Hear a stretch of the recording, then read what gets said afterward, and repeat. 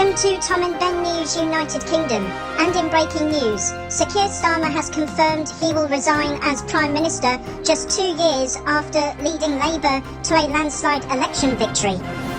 He announced his timetable of resignation outside Downing Street this morning. The resignation makes him the shortest-serving Labour Prime Minister in history. He said in front of the media today that walking up Downing Street 2 years ago was the proudest moment of his life. Sir Keir said he will continue in the position until a contest is complete, saying he will do everything to ensure a smooth handover of power.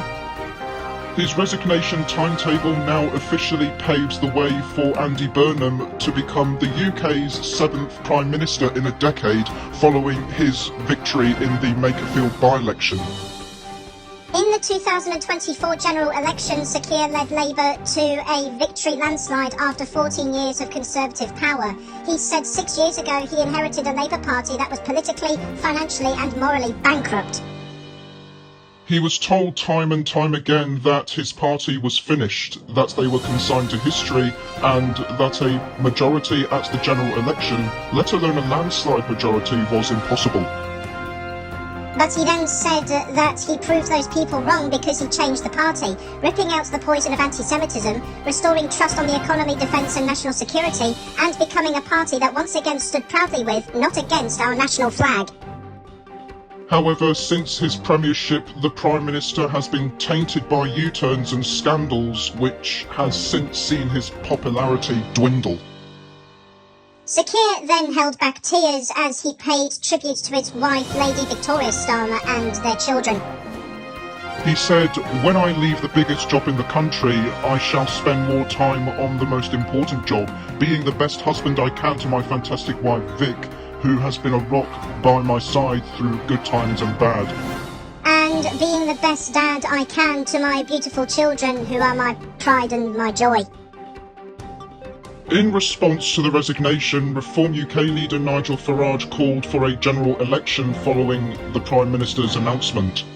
He said Reform demands an election and we are ready to deliver radical change. If Labour thinks it can shove another professional politician into number 10, then it has another thing coming. Liberal Democrat leader Sir Ed Davies said Sir Keir Starmer's replacement would have to change our broken politics. He says the British people are sick of being let down by an endless merry-go-round of prime ministers while nothing really changes for them. This time must be different. It can't just be about changing who's in number 10. It has to be about changing our broken politics so we can fix our country.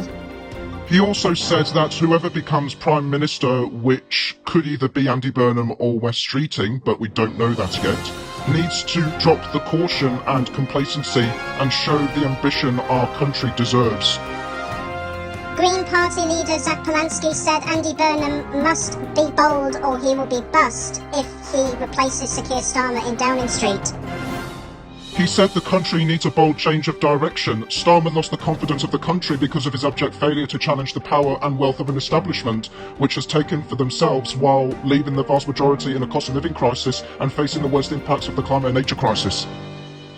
He also said that it is going to be the Green Party in alliance with working class movements that can stand up to reform to prevent the disaster of Nigel Farage in Downing Street. The Labour Party chairwoman Anna Turley has thanked Sir Keir Starmer for turning the Labour Party around and said she is sorry that the current nature of politics is so personally brutal in a letter published on social media.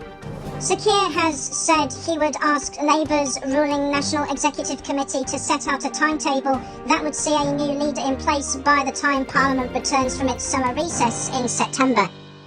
He said nominations would open on July the 9th, which is the day after he is expected to return from a NATO summit in Turkey, and will close to the start of the summer recess on the 16th. London Mayor Sir Sadiq Khan has paid tribute to Sir Keir Starmer as a man of great integrity and has urged the Prime Minister's successor to invest in every part of the country, including London.